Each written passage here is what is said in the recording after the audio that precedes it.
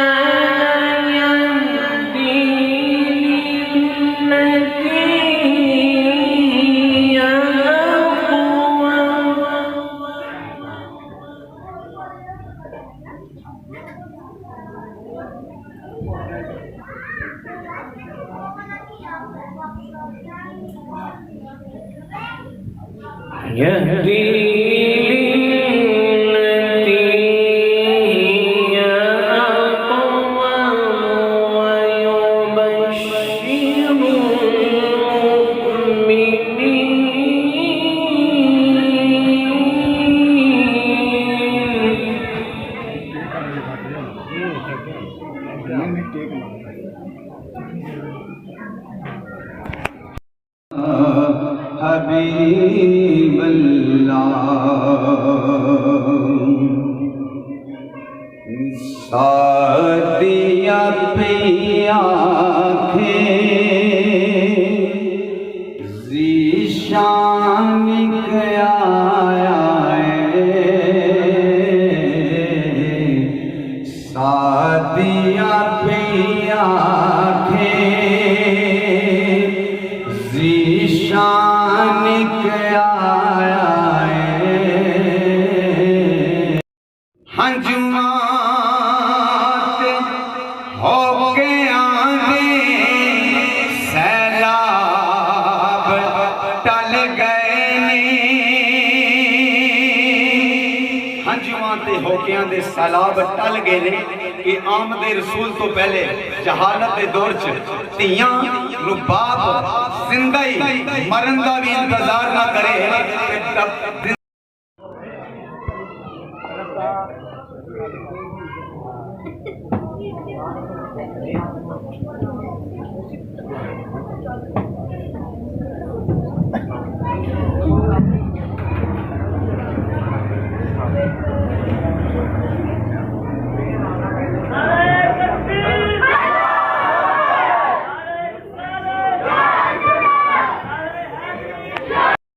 میں آتے ہیں کہ ان کے جسم کو پاک کرنا پڑتا ہے۔ سنیں حضرت عباس کیا فرماتے ہیں۔ حضرت عباس فرماتے ہیں کہ جب آپ کے اور میرے آقا و مولا حضور ختم المرتبہ صلی اللہ تعالیٰ علیہ وسلم اس دنیا میں تشریف فرما ہوئے تو فرمایا اللہ کی طرف سے آپ کی ناف کو کاٹ دیا چکا تھا اور آپ کے جسم کو اللہ کی طرف سے معطر کر کے بھیجا گیا تھا اور آپ کی آنکھوں میں اللہ کی طرف سے سرما لگا کے بھیجا ہوا تھا۔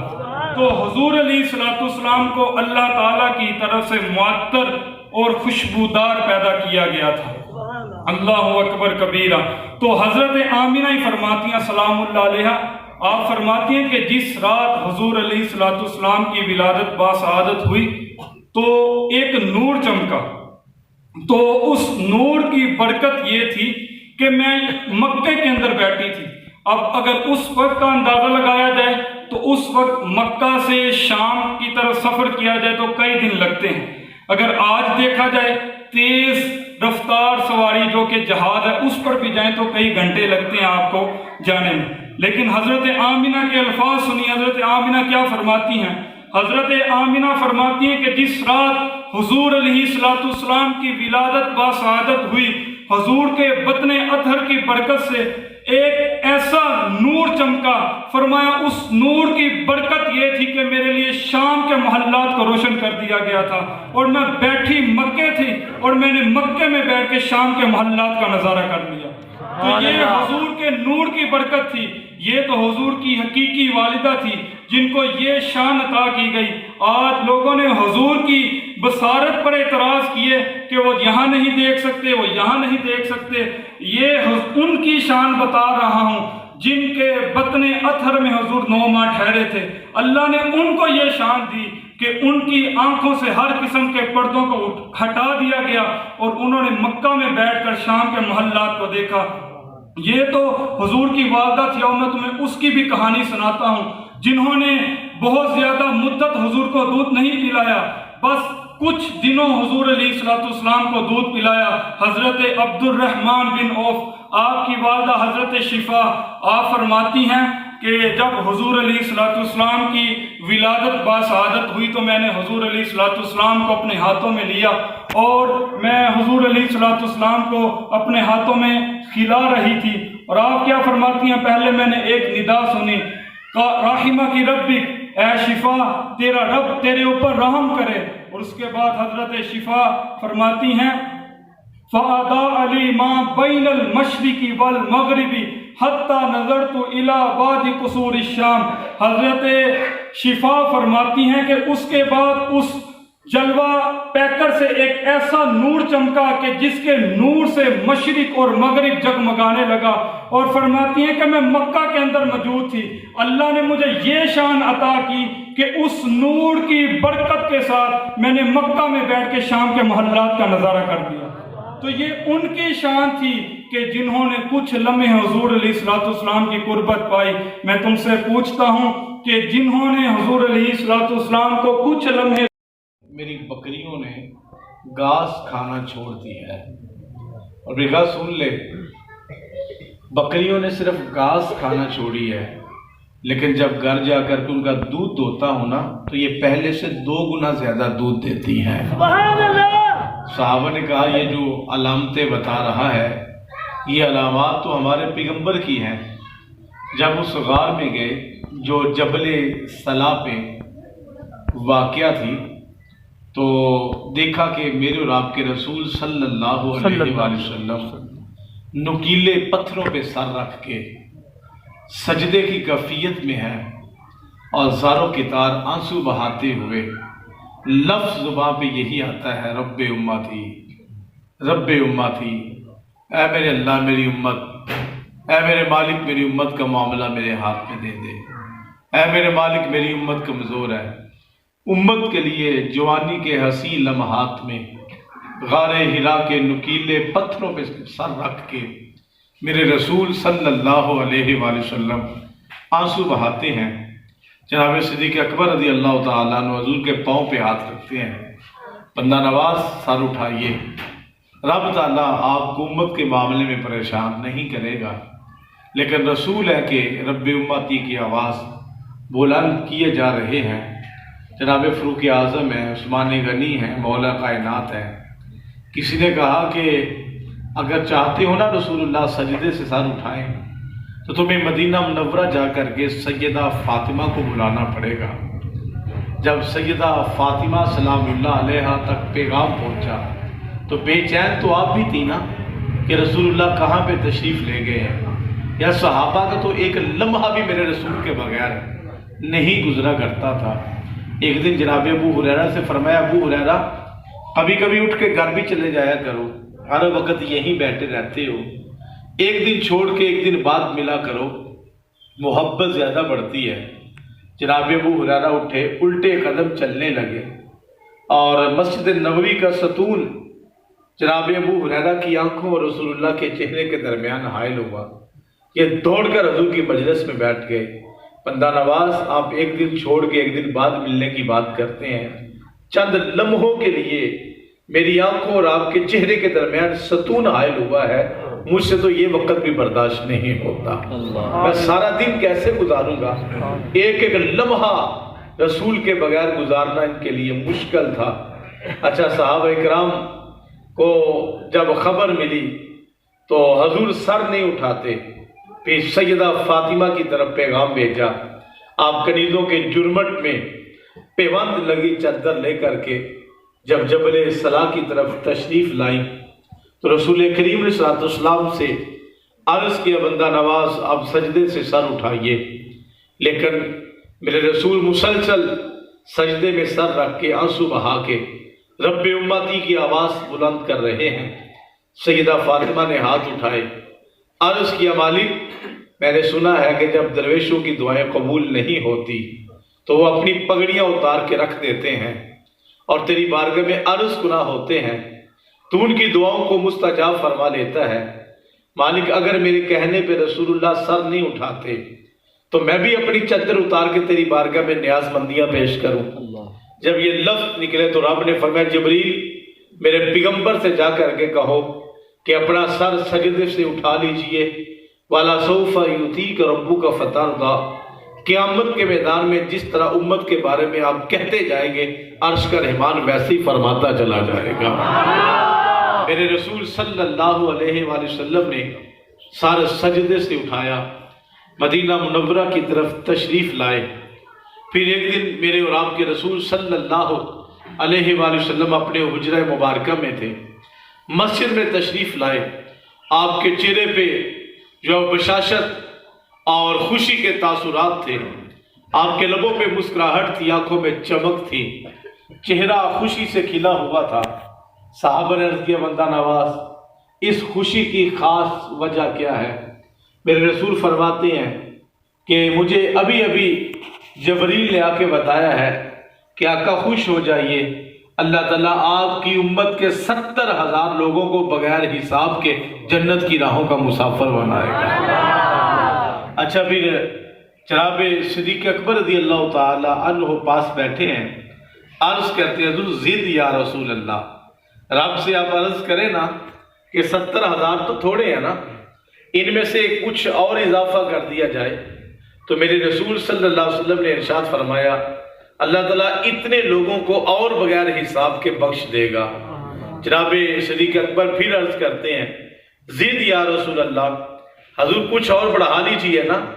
تو میرے اور آپ کے رسول صلی اللہ علیہ وسلم نے یوں کر کے اپنے چلو کو بھرا، فرمایا صدیق اکبر اللہ نے اتنے لوگوں کو اور بغیر حساب کے بخش دیا ہے۔ اچھا پھر صدیق اکبر نے پھر عرض کیا زد یا رسول اللہ، حضور کچھ اور بڑھا لیجیے۔ تو جناب عمر بن خطاب عرض کرتے ہیں کہ ابو بکر چھوڑ دو، اب کسی کو عمل بھی کر لینے دو۔ تو یہاں پہ میرے شیخ طریقت فرماتے ہیں ویسے بھی جب میرے رسول نے یوں کر کے اپنے دونوں ہاتھ چلو کی طرح بنا لیے اور کہا اتنے لوگوں کو رب نے بخش دیا ہے، تو کہا جب میرے رسول نے یوں کر کے فرمایا نا تو کائنات کا کوئی فرد ایسا رہا ہی نہیں ہوگا جو میرے رسول کے دونوں ہاتھوں سے پیچھے رہ گیا ہوگا۔ اچھا بھی دیکھیے میرے اور آپ کے رسول صلی اللہ علیہ وآلہ وسلم ایک دن جلوہ فراز تھے تو آپ کے لبوں پہ اچانک مسکراہٹ آ گئی۔ صحابہ نے عرض کیا حضور اچانک اس خاص خوشی کی وجہ کیا ہے؟ تو میرے رسول فرماتے ہیں کہ سنو رب تعالیٰ میری امت کو 3 حصوں میں تقسیم فرمائے گا۔ میری امت کا ایک حصہ وہ ہوگا کہ جس کو رب تعالیٰ بغیر حساب کے ہی جنت عطا فرمائے گا، دوسرا حصہ وہ ہوگا جس کے اوپر حساب آسان کر دیا جائے گا، اور تیسرا حصہ وہ ہوگا جس کو عرش کا رحمان میری شفاعت عطا فرمائے گا۔ اور بھی فرمایا کہ امت کے ساتھ عرش کا رحمان نرمی والا معاملہ فرما رہا ہے، اس لیے میرے لبوں پہ مسکراہٹ آ رہی ہے۔ اور بھی میرے حضور فرماتے ہیں سنو تمہاری اور دیگر امتوں کی مثال ایسے ہی ہے جیسے کوئی شخص کوئی مزدور پکڑ کے لائے اور اسے کہے کہ تم پورا دن میرے لیے کام کرو، میں تمہیں 1 کی رات دوں گا۔ وہ صبح سے لے کر شام تک کام کرتے ہیں، جب اجرت پوری ہوئی تو انہیں 1 کی رات دے دیا گیا۔ اچھا پھر جب اگلا دن آیا تو اسی شخص نے پھر ایک مزدور کو لایا اور پھر اسے مزدور سے کہنے لگا تم صبح سے لے کر جو ظہر سے لے کر عصر تک کام کرو، تمہیں بھی 1 کی رات دیا جائے گا۔ ان لوگوں نے کام کیا، انہیں بھی 1 کی رات دے دیا گیا۔ تیسرے دن پھر ایک مزدور کو لایا گیا، اسے کہا تم عصر سے لے کر مغرب تک کام کرو، تمہیں مزدوری میں 2 کی رات دیے جائیں گے۔ اچھا پہلوں کا وقت زیادہ لیکن اجرت 1 کی رات، دوسروں کا وقت بھی زیادہ لیکن اجرت 1 کی رات، اور جو تیسری قوم ہے کہا ان کا تھوڑا سا وقت ہے عصر سے لے کر مغرب تک، اچھا سردی کا موسم ہو یا گرمی کا ہو، یہ گھنٹے 1.5 سے زیادہ وقت نہیں ہوتا۔ قاؤن مزدوری میں 2 قرا دیے گئے، تو پہلی قوم اور دوسری قوم مالک سے جھگڑا کرنے لگی کہ تم نے تھوڑے وقت میں تھوڑا کام لیا لیکن ان کو صلہ زیادہ دیا۔ تو مالک نے کہا جو مزدوری میں نے تمہارے ساتھ طے کی تھی اس قدر کمی تو نہیں آئی، جتنا کہا تھا اتنا ہی دیا نا؟ کہا ہاں اتنا ہی دیا ہے۔ دوسرے لوگوں سے کہا جتنا تمہیں کہا تھا اتنا ہی دیا گیا نا؟ کہا ہاں اتنا ہی دیا گیا۔ کبھی تمہیں اعتراض کیا تو وہ دونوں خاموش ہو گئے۔ اور ایک روایت میں ہے کہ انہوں نے اپنی مزدوری کو واپس کر دیا، کہا ان کو تھوڑے وقت میں تھوڑا کام لے کے زیادہ مزدوری دی، ہم نے جو کام کیا ہم اس کی اجرت بھی نہیں لیتے۔ اور پھر حضور نے فرمایا صلی اللہ علیہ وآلہ وسلم کہ پورے دن کی محنت ان کی رائگاں چلی گئی۔ کہا جانتے ہو پہلی قوم سے مراد یہود ہے، محنت زیادہ کرتے ہیں لیکن صلہ ان کو تھوڑا دیا گیا۔ کہا دوسری قوم سے مراد عیسائی ہیں، محنت زیادہ کی لیکن صلہ پھر ان کو اتنا ہی دیا گیا۔ کہا تیسری قوم سے مراد امت مصطفیٰ ہے جو تھوڑا عمل کرتی ہے لیکن اللہ تعالیٰ پہلی امتوں سے 2 گنا ثواب انہیں عطا فرماتا ہے۔ تھوڑے وقت میں مزدوری کی ہے، تھوڑا کام کیا لیکن صلہ عرش کے رحمان نے ان سے 2 گنا عطا فرما دیا ہے۔ اچھا میرے رسول صرف اسے ملا ہے جس کے ہاتھ اور جس کی زبان سے دوسرا مسلمان محفوظ ہے، لیکن یار ہمارے ہاتھوں سے ہماری زبان سے کیسے دوسرے مسلمان محفوظ ہو سکتے ہیں؟ چوک چراہوں کے اندر ہم کھڑے ہوتے ہیں، آنے والی جو وہ خواتین کے چہروں پہ نگاہیں ڈال کے اپنی نگاہوں کو پلیت ہم کرتے ہیں، اپنی زبانوں سے آوازیں ہم کستے ہیں۔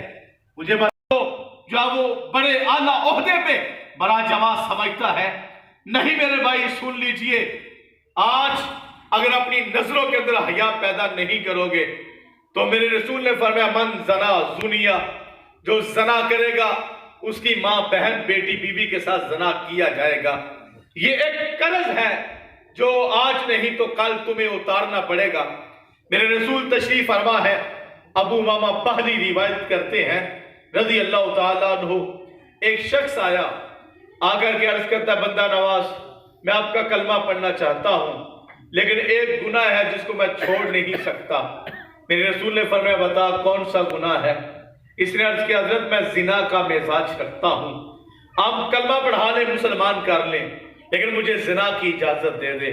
یار ایسا بے حیا شخص جو میرے رسول کی بارگاہ میں آ کے زنا کی باتیں کرتا ہے۔